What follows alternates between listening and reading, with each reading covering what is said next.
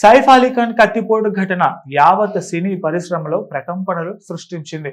ఈ కేసులో తాజా అప్డేట్ ఏంటంటే, నిన్న ముంబై పోలీసులు నిందితుడు మహ్మద్ షరీఫుల్ ఇస్లాం షహజాద్ను బాంద్రాలోని సైఫ్ నివాసానికి తీసుకెళ్లారు. అరెస్టు నుంచి తప్పించుకునేందుకు సైఫ్ నివసిస్తున్న భవనంలోని 12వ అంతస్తుకు వెళ్లి ఆ తర్వాత గార్డెన్ బిల్డింగ్ కు వెళ్లి దాదాపు 2 గంటల పాటు దాక్కున్నాడు.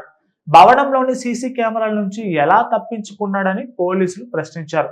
సైఫ్ ఇంట్లో పలు చోట్ల వేలి ముద్రలు కూడా తీసుకున్నారు.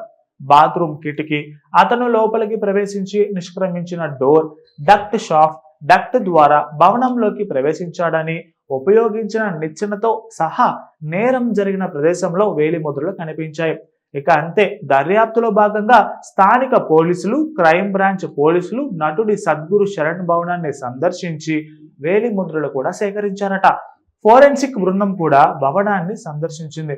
కింది అంతస్తులో ఈ ఘటన జరిగినప్పుడు ఇంటిపై అంతస్తులో 4 పురుష సిబ్బంది ఉన్నారని, అయితే జనవరి 16 తెల్లవారుజామున నిందితులు సైఫ్ ను 6 సార్లు కత్తితో పొడిచినప్పుడు సైఫ్ ని కాపాడటంలో వారు విఫలమయ్యారని పోలీసులు తెలిపారు.